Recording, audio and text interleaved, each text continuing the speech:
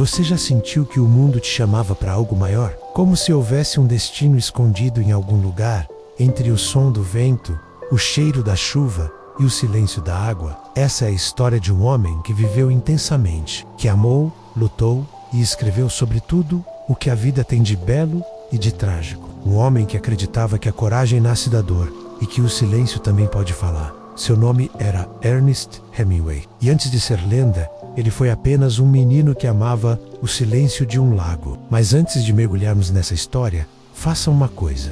Ajuste o volume do seu aparelho. Encontre uma posição confortável, respire fundo e deixe o corpo relaxar. Este é o canal Histórias Mágicas Reais para Dormir. Aqui, cada história é uma ponte entre o real e o sonho.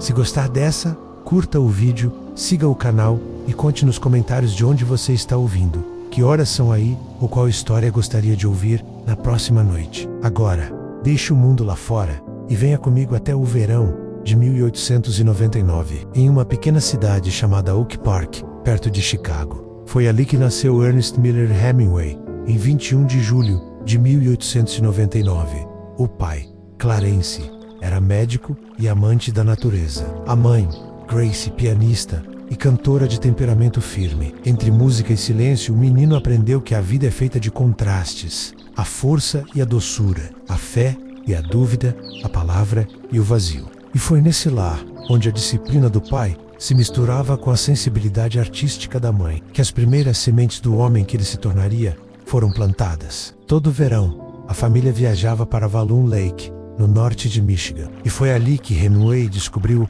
o que o acompanharia para sempre: o amor pelo silêncio e pela imensidão. Enquanto os outros meninos corriam e gritavam, ele observava o voo dos pássaros, o reflexo do sol nas ondas, o som distante de um barco voltando para casa. Ele sentia uma conexão profunda com aquele lugar. Para ele, o lago não era apenas água, mas um espelho da própria alma. Um lugar onde o mundo exterior se acalmava e o mundo interior podia, finalmente, falar. Ali, Ernest aprendeu a esperar, aprendeu a ouvir o tempo e descobriu que há coisas que só o silêncio explica. Você lembra da primeira vez em que o mundo te ensinou algo sem dizer nada? Para ele, foi ali, no espelho calmo do lago. Cada onda que quebrava na margem parecia contar uma história. Cada brisa que passava pelas árvores trazia um segredo. E ele, ainda um menino, sentia que sua missão era decifrar esses segredos e transformá-los em palavras. O pai o ensinava a pescar e caçar. A mãe o ensinava a cantar. Mas o menino queria apenas entender o que havia por trás da beleza das coisas. O pai dizia: um homem precisa ser forte. A mãe dizia: um artista precisa sentir. Ernest, sem perceber, aprendeu a ser os dois. Ele aprendeu com um pai a ter a paciência do caçador, a observar o ambiente e a agir no momento certo. Com a mãe, aprendeu a sentir a melodia do mundo, a emoção que se esconde nas pequenas coisas. Essa dualidade o formou, criando um homem que era ao mesmo tempo bruto e delicado, forte e vulnerável. Aos 16 anos, começou a escrever para o jornal da escola. Relatava as pequenas verdades do cotidiano: a chuva, o trem, o nascer do dia. E ali começou seu estilo. Frases curtas, sinceras, diretas, como flechas lançadas de dentro da alma. Ele não usava palavras difíceis ou frases longas. Ele queria apenas contar a verdade, do jeito mais limpo possível. Era como se ele estivesse esculpindo a realidade, retirando tudo o que não era essencial, até que sobrasse apenas o coração da história. Mas o mundo estava mudando. Em 1917, a Primeira Guerra Mundial devastava a Europa. E Hemingway quis ver o que era coragem. Tentou entrar no exército, mas foi recusado por causa da visão. Então se alistou na Cruz Vermelha e foi para a Itália como motorista de ambulância.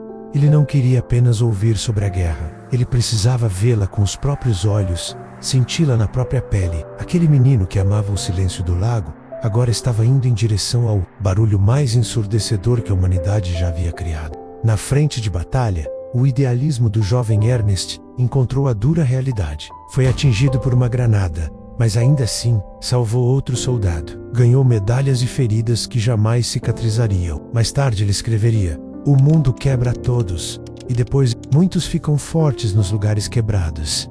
A guerra o quebrou sim, mas foi nesses lugares quebrados que ele encontrou a sua força, a sua voz como escritor. a dor não o destruiu. Ela amou. No hospital, conheceu Agnes von Kurowski, a enfermeira americana que o fez acreditar no amor. Ela lia para ele, ouvia seus silêncios e o fazia esquecer o som da guerra. Em meio ao caos e à dor, ele encontrou um refúgio, um momento de paz.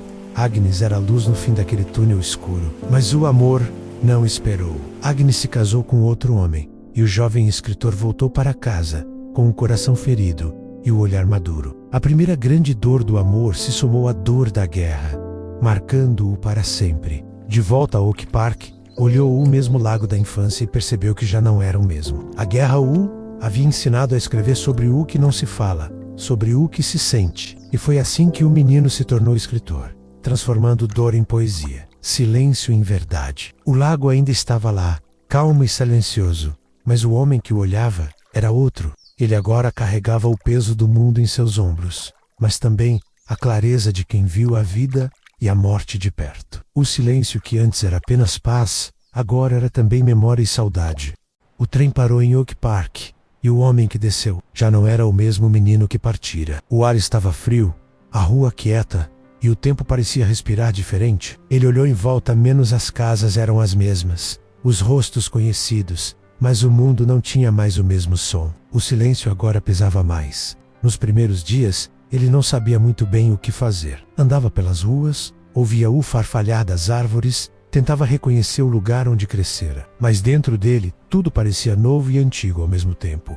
Menos como um sonho que a gente tenta lembrar, mas que se desfaz antes de acordar. Então ele começou a escrever, sem planos, sem pensar no amanhã. Apenas deixava as palavras escorrerem, como quem precisa libertar o coração em segredo. Cada frase parecia nascer de um lugar silencioso, onde a dor se misturava à ternura. Escrever era como respirar. Era o modo que ele encontrara de conversar com o próprio passado, sem que ninguém o interrompesse. Às vezes, ele escrevia até o amanhecer. A caça dórmia, e só o som da chuva o acompanhava. Nesses horas, ele descobriu que o silêncio também pode ser amigo, que a solidão, quando a cita, se torna um lugar de repouso. E foi assim, aos poucos, que o menino inquieto da juventude deu lugar ao homem que observava o mundo com calma. Foi nesse tempo que ele conheceu Hadley Richardson. Ela tinha um sorriso tranquilo, um olhar que parecia ouvir antes de julgar. Com ela, tudo era mais leve. Hadley trazia paz,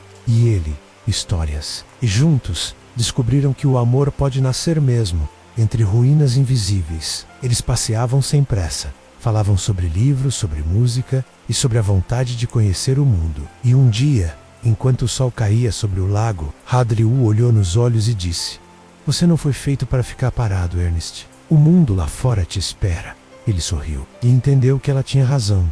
Pouco tempo depois, se casaram. Um casamento simples, feito de cumplicidade e calma. E com a mesma serenidade, decidiram partir. O destino era Paris, menos a cidade que inspirava sonhos, onde o tempo parecia andar em poesia. Chegaram com pouco dinheiro e muita esperança. O apartamento era pequeno, mas show do luz. Uma janela para o céu cinza, um piano e uma mesa onde cabiam dois mundos. Hadley tocava melodias suaves e ele escrevia. Cada nota era um respiro, cada palavra um abrigo.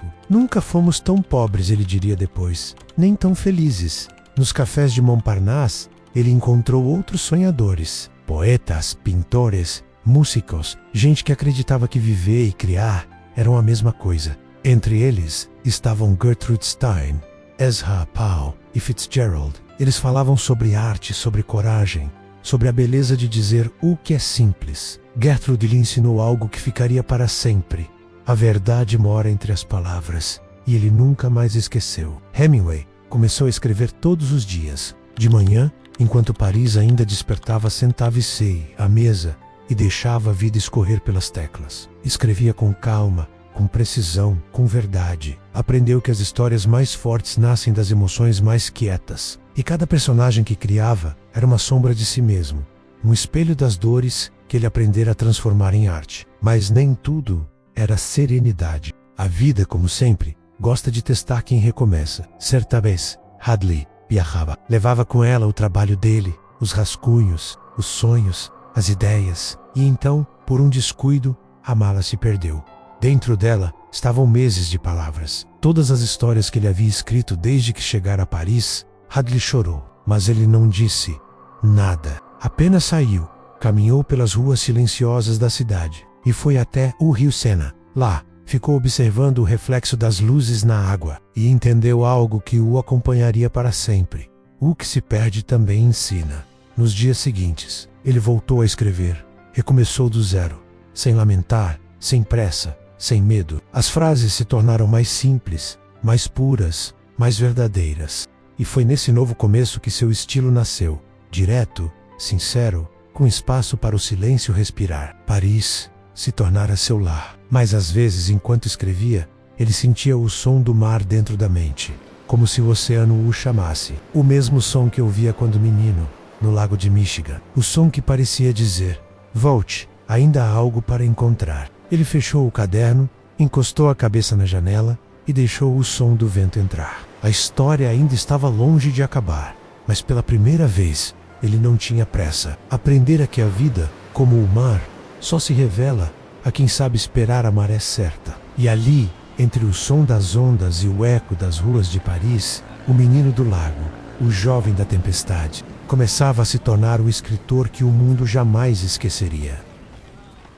O tempo passou e o nome Hemingway começou a ecoar pelo mundo. Livros, entrevistas, prêmios. Mas dentro dele, ainda havia o mesmo menino do lago, menos aquele que observava o silêncio e tentava entender o que o mundo queria dizer. A fama trouxe aplausos, mas também trouxe o ruído. E Ernest nunca gostou do ruído. Preferia o som das águas, o rumor do vento, o coração a bater devagar diante do mar. Foi então que ele decidiu mudar-se para as Caraíbas, em busca de calma e horizonte, o destino. Cuba, uma ilha cercada por luz, onde o tempo parecia andar no ritmo das marés. Numa casa branca em finca vigia, entre palmeiras e céu aberto, ele começou uma nova vida. Os dias ali eram lentos. Acordava com o canto dos galos, via o sol nascer sobre o mar e sentava-se na varanda para escrever. Na mesa, café forte e o som dos ventos que vinham do oceano. Escrever tornara-se um ritual de paz. Ele dizia que o mar o ajudava a pensar e talvez no fundo fosse o mar quem escrevia através dele. Cuba trouxe-lhe tranquilidade, mas também trouxe solidão. As manhãs eram de criação, as tardes de pesca e as noites de silêncio. Hemingway acreditava que cada linha escrita tinha de ser conquistada, como quem lança uma rede e espera pacientemente o que o destino trará de volta. Ali, ele começou uma das suas obras mais conhecidas, menos a história de um velho pescador, sozinho no mar, a lutar com o que parecia impossível. Mas a história não era apenas sobre o mar, era sobre ele mesmo, sobre o homem que, mesmo cansado, ainda acreditava que a vida sempre vale a pena quando se tem coragem. O mar é tudo o que tenho, ele escreveu. É nele que aprendo a paciência, e é nele que descubro quem sou, e assim maçuo o velho e o mar. Um livro simples, mas cheio de força e pureza. Uma história que parecia dormir dentro dele há anos, esperando o momento certo para acordar. Quando o livro foi publicado, o mundo emocionou-se. Leitores de todas as partes diziam que se viam naquele pescador, que o mar era o mesmo mar, que eles também enfrentavam menos o da vida, das perdas, dos recomeços. E pela primeira vez, Hemingway sorriu com calma. Não porque o mundo o reconhecia, mas porque ele sentia que finalmente tinha dito o que o coração queria dizer desde a infância. Mesmo assim, o homem do mar nunca foi apenas o escritor. Ele era o observador, o caçador de histórias invisíveis, aquele que via poesia em tudo menos no movimento das nuvens, no olhar dos pescadores, no som do vento a atravessar a tarde. Às vezes sentava-se no cais por horas, sem dizer uma palavra, e quando alguém perguntava o que ele via, ele respondia: eu vejo o tempo a passar com elegância. Muitos vinham visitá-lo, amigos, jornalistas, curiosos, queriam conhecer o homem por trás dos livros. Mas o verdadeiro Hemingway era aquele que ficava sozinho, a olhar o mar ao entardecer, a pensar nas histórias que ainda não tinham sido escritas. Ele dizia que toda boa história precisava de silêncio para nascer, e à sua maneira, vivia entre o silêncio e o som do oceano, entre a fama e o anonimato, entre o mundo e ele mesmo. Cuba trouxe-lhe a alegria simples, o sol da manhã, o cheiro a sal, as mãos calejadas dos pescadores e a sabedoria escondida nas conversas breves. Ele escrevia sobre eles com carinho, como quem devolve ao mundo o que aprendeu com o mar. O mar é como a vida, dizia. Às vezes generoso, às vezes cruel, mas sempre belo. Entre um livro e outro viajava, mas voltava sempre para Cuba. Ali, encontrava o ritmo que o mundo lhe tirava. O tempo começou a andar devagar. As manhãs pareciam eternas. As tardes vinham com um brilho dourado, e as noites eram preenchidas com o som das marés. Ele dizia que o mar o ensinava a envelhecer com dignidade, sem pressa, sem medo, sem precisar de vencer ninguém. Com o passar dos anos, o nome Hemingway tornou-se símbolo de força e simplicidade. Mas por trás da voz firme, ainda havia o mesmo olhar curioso do rapaz de Oak Park. Ele sabia que o tempo passa para todos, mas que algumas histórias, quando contadas com o coração, ficam para sempre. Às vezes, à beira-mar, ele observava o horizonte e lembrava-se de tudo o que vivera. Os lugares, os rostos, os amores, as palavras que já não dizia. E sorria em silêncio, porque entendia que no fim, a vida é feita das histórias que contamos para nós mesmos. E assim, entre livros e marés, entre o ruído do mundo e o som do vento, Hemingway permaneceu fiel ao que sempre foi. Um contador de verdades simples, um observador da alma, um viajante da vida. O menino do lago havia encontrado o mar, e no mar, tudo o que buscou desde o início: a paz, o silêncio e a eternidade.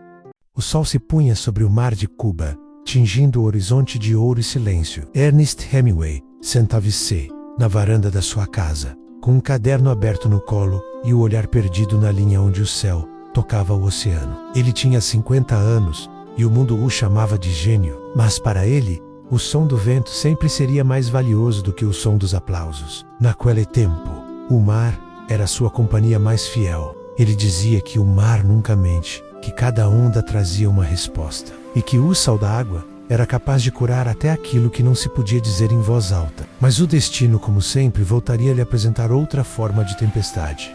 O amor. Foi numa tarde de sol, durante um evento que reunia escritores e correspondentes de guerra, que ele a conheceu. O nome dela era Martha Gellhorn, jovem, corajosa e com olhos que pareciam enxergar muito além do horizonte. Ela era jornalista, viajante e compartilhava com ele o mesmo desejo insaciável por liberdade. Martha não parecia se impressionar com a fama dele. Falava com Hemingway como quem fala com o vento, sem medo, sem reverência. E foi justamente essa atitude que o atraiu. Nela, ele não via uma admiradora, mas uma igual.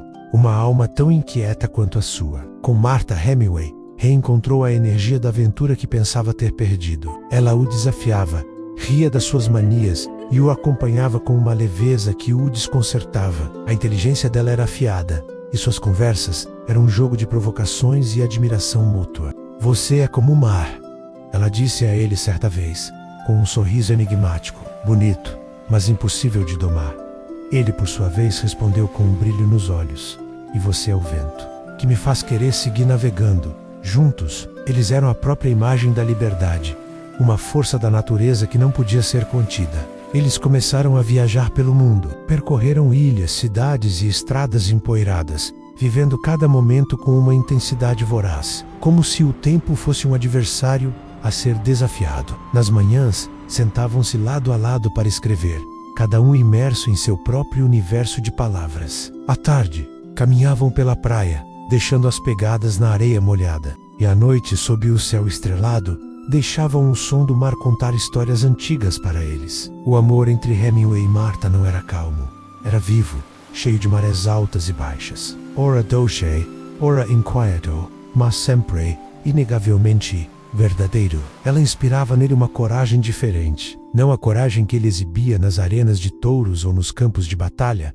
mas a coragem silenciosa de recomeçar. Martha o lembrava de que a vida só vale a pena quando se tem algo, ou alguém, menos pelo que lutar. Ela via além do mito do Papa Hemingway e enxergava o homem, com suas vulnerabilidades e sua genialidade. E ela, ao observá-lo escrever com tamanha devoção, costumava dizer: você escreve o que o coração de todo mundo sente, mas não sabe como dizer. Havia um profundo respeito entre eles, uma admiração pela arte e pela alma um do outro. Com o passar do tempo, o mundo ao redor deles mudou. O ruído da fama de Hemingway tornou-se mais alto.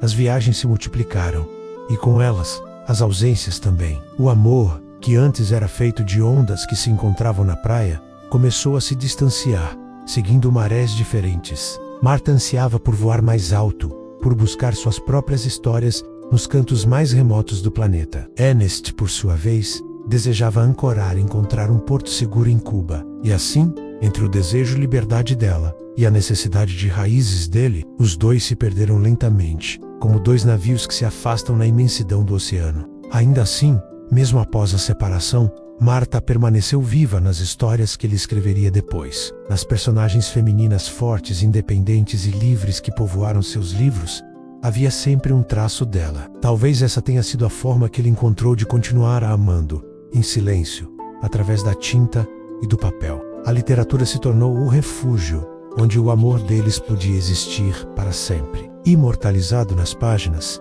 protegido das tempestades do mundo real. O tempo passou, e Hemingway voltou a se refugiar em sua casa em Cuba. O mar, mais uma vez, tornou-se seu grande confidente. Agora, com mais de 50 anos, ele escrevia com uma voz diferente, menos mais madura, mais lenta, como o movimento das marés ao entardecer.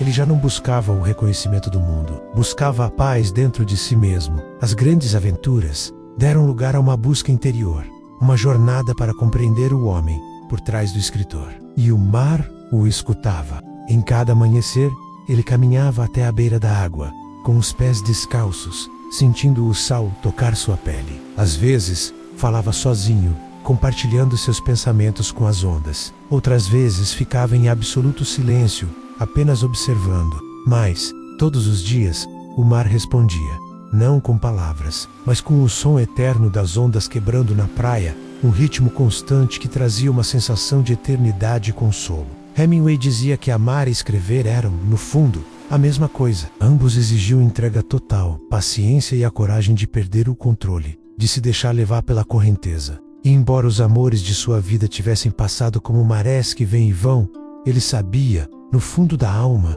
que o mar nunca o abandonaria, porque o mar, de certa forma, era o grande amor que ficou, a presença constante que testemunhou sua glória, suas perdas e, finalmente, sua busca pela paz. O tempo passou, como sempre passa, menos primeiro devagar, e depois, de repente, Ernest Hemingway já não era o jovem aventureiro de Paris, nem o pescador destemido das águas cubanas. Agora, aos 60 anos, carregava no olhar o peso e a sabedoria de quem viveu 1000 vidas. O mundo o chamava de mestre, um gigante da literatura. Mas ele, ao acordar, ainda se via como um menino que um dia descobriu o mundo nas margens de um lago, em sua amada finca Vigia.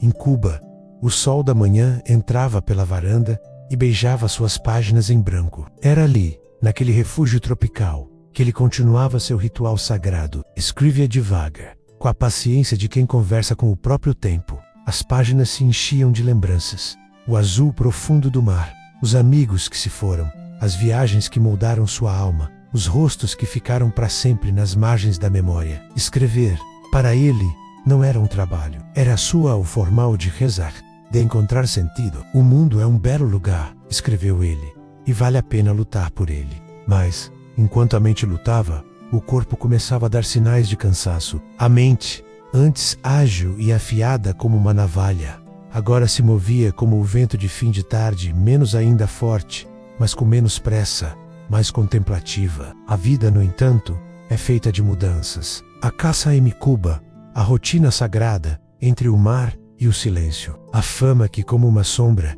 nunca o deixava completamente sozinho. Tudo isso começou a se transformar. E, por fim, veio a partida. Em 1960, com um coração pesado, ele deixou a ilha que tanto amava, um paraíso que havia sido seu lar por mais de 20 anos. Levou consigo livros, anotações, memórias e o cheiro do oceano gravado na pele. O destino era Idaho, no norte dos Estados Unidos, um lugar de montanhas majestosas que tocavam o céu. Uma paisagem drasticamente diferente, mas que prometia um novo tipo de paz. Ali, em Chatham, Hemingway encontrou outro tipo de silêncio. Não era o silêncio quente e vibrante do mar do Caribe, mas o silêncio frio e imponente das alturas. As manhãs eram geladas, as noites longas e estreladas, e o ar puro da montanha tinha o gosto da memória, do recomeço. Ele caminhava devagar pelas trilhas, observando os veados no vale, sentindo a textura da casca dos pinheiros. Às vezes parava, olhava o horizonte vasto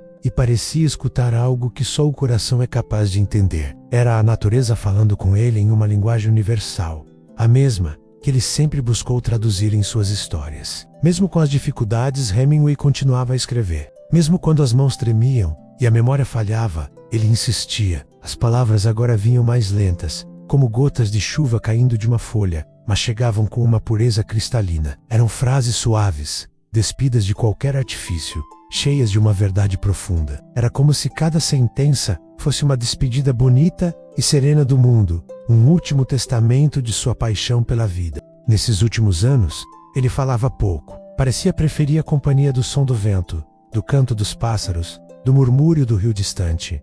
Os amigos o visitavam de tempos em tempos. Muitos notavam a mudança. Ele estava mais calado, mais leve, como alguém que já compreendeu o grande mistério e aceitou que a vida é apenas um trecho breve entre dois imensos silêncios. Ele não precisava mais provar nada a ninguém. Sua obra já falava por si, e seu espírito encontrava conforto na simplicidade. Nas manhãs claras de Idaho, ele caminhava pelo jardim, sempre acompanhado de seus fiéis cachorros. Às vezes, parava perto do rio Big Wood e lançava uma pedra na água, observando as ondas se espalharem. O som ecoava no ar frio, como uma lembrança distante. O reflexo do sol nas montanhas cobertas de neve o lembrava do brilho do sol no lago de sua infância, em Michigan. Tudo parecia um ciclo se fechando, com uma delicadeza poética, unindo o começo e o fim de sua jornada. Mas o tempo é implacável e cobra seu preço de todos, até daqueles que parecem maiores que a própria vida. A mente,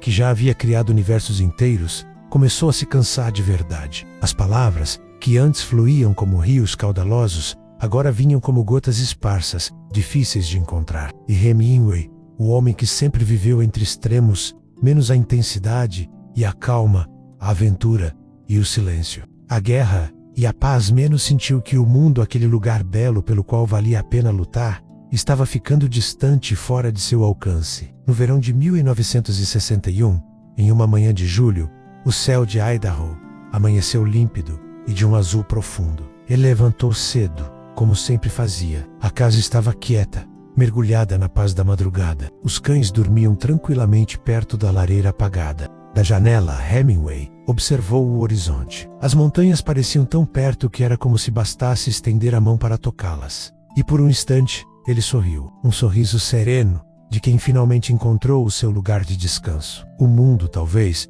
nunca tenha entendido completamente a complexidade daquele homem. Mas o mar, o vento e as páginas de seus livros, esses sim, sabiam. Sabiam que aquele homem viveu o amor, a coragem, o medo e a beleza com uma intensidade que poucos suportariam. Como ele mesmo escreveu em O Velho e o Mar, o homem não foi feito para a derrota. Um homem pode ser destruído, mas nunca vencido, e sua essência permaneceu invicta. E assim, como uma onda que, após beijar a areia, retorna suavemente para a imensidão do oceano, Ernest Hemingway partiu. Deixou para trás palavras que atravessariam o tempo, personagens que continuariam a falar por ele, e silêncios cheios de significado que ainda hoje ecoam nas páginas da literatura mundial. Dizem que as almas que viveram com tanta intensidade nunca desaparecem de verdade, apenas mudam de forma, como a água que se torna nuvem. E talvez, em alguma manhã de brisa leve, entre o som suave do mar e o cheiro de café fresco,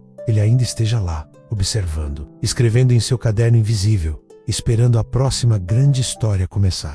O mar lembra, ele sempre lembra. Cada onda que beija a areia traz consigo um fragmento de história, um sussurro do tempo. Cada brisa que atravessa as palmeiras carrega um nome que o vento se recusa a esquecer. E entre tantos nomes um permanece vivo, pulsando nas marés como o coração do próprio oceano, Ernest Hemingway. Há quem diga que ele foi apenas um escritor, um contador de histórias, mas para o mar, ele foi um irmão Moby Confident. Hemingway entendeu o oceano como poucos homens o fizeram, não como um mistério a ser desvendado ou um inimigo a ser vencido, mas como um espelho profundo e honesto, onde se encontra a mais pura verdade. O mar nunca se escondeu dele, nunca disfarçou sua fúria ou sua calmaria, e ele, em troca, nunca fingiu entendê-lo por inteiro. Vivian Assim, em um diálogo silencioso, um pacto de respeito mútuo. Ele observava as correntes, sentia a mudança dos ventos, e o mar lhe contava segredos sobre a vida,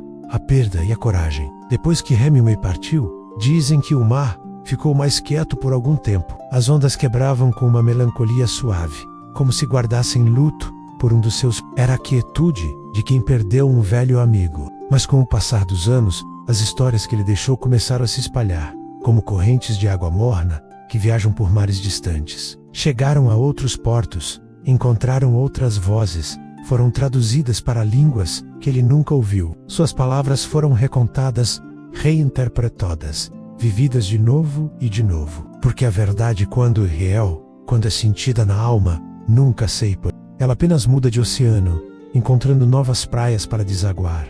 Hoje, décadas depois, milhares de pessoas ainda o leem, em apartamentos de cidades barulhentas, em casas de campo silenciosas, em praias solitárias ao entardecer. E nessas páginas, elas encontram um pedaço de si mesmas. Encontram o amor que se foi e deixou saudade, a coragem que se renova depois da derrota, a solidão que, contra todas as expectativas, também pode ser bela e profunda. Nos seus contos e romances, há uma honestidade que às vezes assusta, mas que sempre acolhe. É um convite para olhar a vida de frente sem disfarces, sem máscaras. O mundo é um belo lugar, ele escreveu, e vale a pena lutarmos por ele. E talvez seja por isso que ainda o lembramos com tanta força, porque as palavras dele de alguma forma lutaram por nós.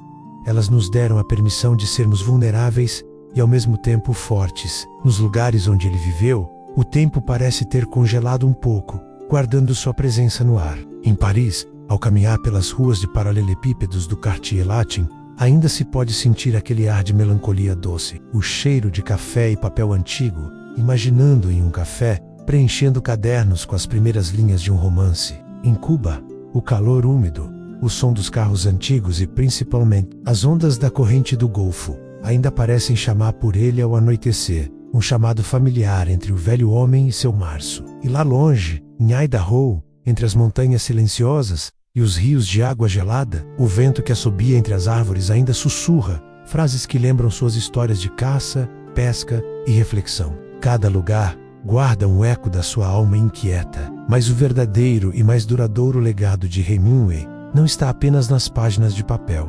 amarelado ou nas casas transformadas em museus. Está no modo como ele nos ensinou a olhar para a vida, a viver com uma intensidade quase febril, a sentir cada momento, mas também a respeitar o silêncio, a encontrar beleza na pausa. Ele nos ensinou que as grandes batalhas, as que realmente importam, são as que lutamos dentro de nós, contra nossos próprios medos e demônios. E, talvez o mais importante, nos mostrou que a beleza mora no simples, nas coisas que muitas vezes ignoramos, no barulho constante da chuva na janela, no sabor do primeiro café da manhã, no som ritmado e eterno das ondas quebrando na praia. Em cada história que ele escreveu, há uma promessa silenciosa de eternidade. Seus personagens como Santiago, Jake Barnes ou Robert Jordan ainda vivem. Eles respiram nos livros, caminham pelas salas de aula e surgem nos olhos de quem encontra, em suas palavras, a coragem para seguir em frente depois de uma grande perda ou de uma batalha difícil. E assim, mesmo depois que o homem se foi, levado pelo vento do tempo, seu eco permaneceu, forte, claro, inconfundível. O mar continua falando dele, para quem souber escutar. As ondas continuam contando suas histórias. Se um dia, por acaso, você estiver à beira-mar, ouvir o som das ondas e sentir uma vontade súbita, inexplicável de escrever, de contar uma história, de colocar no papel uma verdade sua, talvez seja ele o espírito do homem que transformou a vida em arte, soprando ideias no vento, encorajando você a encontrar sua própria voz. E se em outro dia você olhar para o horizonte vasto e solitário e entender que a beleza também mora ali, na solidão serena, é porque você aprendeu com ele. Hemingway não morreu, não de verdade. Ele apenas voltou para o mar. E assim, ao som suave das marés, termina a história do homem que ouviu o silêncio do mundo e o transformou em palavras eternas. Se você gostou desta viagem, lembre-se de curtir este vídeo, se inscrever no canal e ativar o sino, para ouvir outras histórias como esta. Comente aqui embaixo de onde você está ouvindo, que horas são aí e qual história você gostaria de ouvir na próxima vez. Até a próxima. E que o mar lhe traga sonhos tranquilos.